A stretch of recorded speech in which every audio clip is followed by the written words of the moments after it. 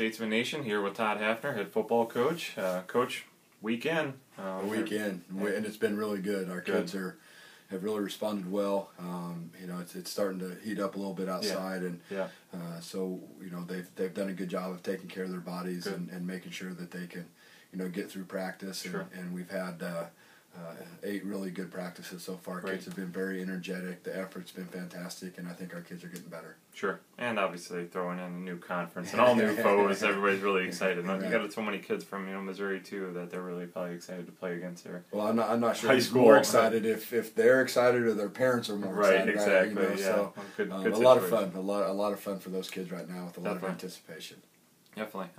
Before we hop into talking about 2015, let's just quick recap 2014 and talk about the recruiting class as well. Sure. I think looking back on 2014, we were really close, and we close but no cigar, if you want to put it that way. And so we have a lot of returners back from last year's team that kind of have that taste in their mouth that yes, we were close, and yes, we competed against some very good teams, but we didn't win the games we needed to win. And so there's been a little bit added focus and a little bit extra concentration to make sure that when we get in those situations that we finish the job and that those games end up on the other side of the coin there. So I think our kids have done a good job. We've put them in some situations that we were in last year, end of game situations and things like that already. So we're excited about how they reacted, and hopefully we can carry that over to the game. Right, definitely.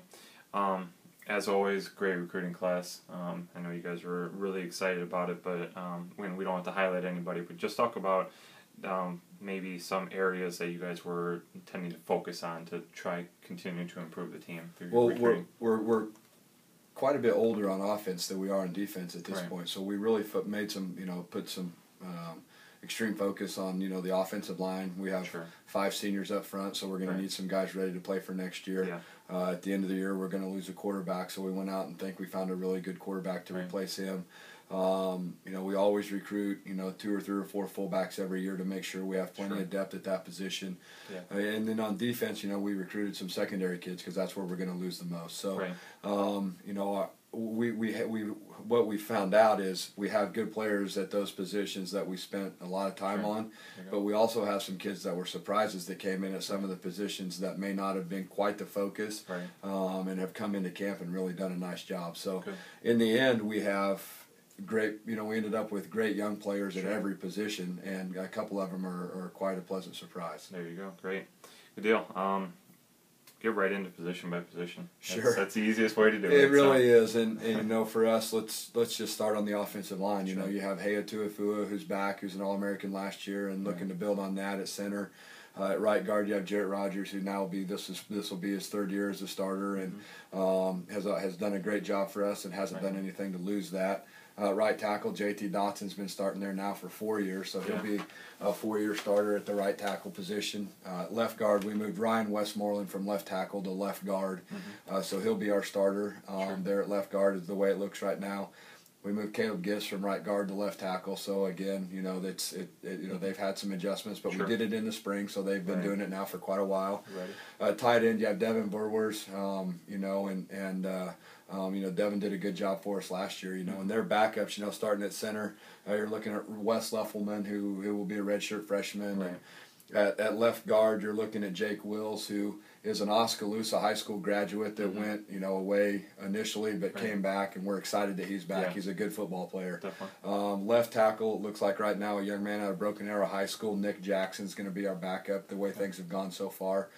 Right guard, Bo Picard, who is an Ozark High School grad who actually went to school with Jarrett, will actually be Jarrett's backup this year, and the way it looks. And at right tackle right now, it's Connor Manown, who's been in our program for a long time, done a great job and worked his way up the depth chart, and looking forward to that. And a backup at tight end will be Corey Fitzgerald, who, when we go 2 tight ends, he'll be in the game and stuff like that. So, up front, we feel really good about 2 deep. We've got some really good young players that played in our offense in high school that have really done a good job of picking up how we do it, and we're excited for them.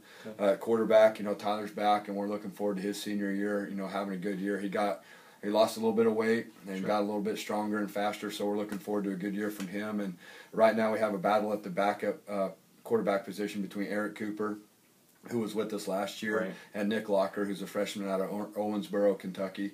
Right. It's been a good battle. They've both done good things. They've both Sure. made some mistakes, but in the end, we'll just have to wait and see how that plays out. Sure. I'll stop you on Nick for just a second because I looked at some of his stats. Looks like he's a throwing quarterback. Obviously different than our style, but obviously he's picked up the option side of things. Right. Along with that, they ran our offense in high school. They did. However, Okay. they did it just a little bit different. Sure. So some things were a little bit different. So he's had to adjust to some footwork things, right. but they were very successful with what they did, and sure. Played in a state championship or two with Nick at quarterback, and so he does have the experience in big games, and we're excited about what he brings to our team. Cool. Mm-hmm. Okay. Continue. At slot, we have John Ward and Nate Tweed. They're both back. Carl Civil's really stepped up in the spring. Who will be we kind of do a little bit of a rotation there, right. and then the other slot position you have Kyle Nitz and you have Alex Schliessman, who's a transfer from Rochester Community College, battling a little bit. Mm-hmm. You have Marquise Thomas. You have we have quite a slew of those guys there, and so the top three we feel really good about. That fourth and fifth spot, where we use those guys on special teams and some things like that. They're still battling there. Right. At fullback, Tyler Goebel, he's been a little bit banged up here. He came in with a little bit of a hamstring issue from working out this summer, so he's tried to work through that a little bit. Okay. But you have Amos Johnson, you have Brandon Polito, you have Hunter Condit. All those young men were in our program. Right. Already, Sure. And then you bring in a young man named Lyle Jennings, who's again a transfer from Rochester Community College. That's only 7 practices in. He's done a good job. He's got to pick up a few of the little nuances on how we do things, but he's doing a really good job. He's got a great attitude about it, and we're looking forward to what he might be able to bring to our team. Right. Wide receivers, we're fairly old at that position, and good, which makes our offense a lot better with Jatavius Stewart back, Kramer Patterson back, Desmond Douglas back, Austin Cosgrove's got himself in the mix, Barry Williams is in the mix, and we have a couple other young kids. I just named 6 receivers, right there, kids that have been in our program for a long time, understand what we're all about, know that they're not going to catch a pass on every single play, but have bought into that, and we all know what Jatavius did against St. Xavier last year, and what Kramer did in the last game last year, and so we have to be a little bit more balanced with how we do things, and we think those two really bring a lot to our game. Sure, definitely. So that's kind of where we are offensively. There's the offense, right? Take a breath. yeah. So no, it's we're excited. Our kids have been very focused, and our defense is really good right now, and so we've had to battle to gain yards, and we're excited about that. I'm excited about that as the head coach, but offensively we've had to do some things and play really hard in order just to get some yards, and so we're excited that if we can do it against our defense, we feel good about being able to do it against other teams. Sure, definitely. So far in camp, they've done a really good job, and we're looking forward to what they do throughout the year. Yeah, I know you said a couple days ago we got to get that defense away from our offense before they hurt somebody. They're too good. So, segueing right into the defense, talk about that good defense. Well, and I think that the key with our defense right now is our overall team speed on defense is as good as it's ever been. Yeah. The only thing is we're a little thin at a couple positions, and when I mean thin, the backup to that position's just young. Yeah. A good football player, but just young, and so that creates some anxiety from the defensive coordinator and the head coach. But other than they're good players, it's just what happens when the lights come on. Yeah. And, so if we start up front, you're looking at Hunter Berry at the nose, and all-conference player, All-American, great young man, great player. Behind him is Malik Young, and then behind him, Terrence Grimbley's had a really good camp. So we're pleased with the way those 3 kids have come along. Sure. At one defensive end, you have Cameron Colbert and Clayton Tomat, both very experienced, both high motor guys that can really run and play and rush the passer. At the other end, you have Taylor Nubara and Cooper Gosh, who was a redshirt freshman linebacker for us last year that we moved to defensive end in the spring, and he was fantastic. So we're excited, with what Cooper has done to get himself in position. But, those 7 guys that we named, we feel real comfortable with those guys, and some really young, talented players behind them. And those guys are getting older. We're not ready to graduate all of them just Yeah, yet, yeah. but those young kids have come in and really learned, and it was fun to watch our young kids scrimmage today because it was a high intensity, and they really did a good job on the defensive side. At Mike linebacker, you have Jake Baptiste, who's back, and he's healthy, ready to go. Along with Desmond Wills, both those kids are really, really good football players. They're physical, they can run, they both bring a lot to the game.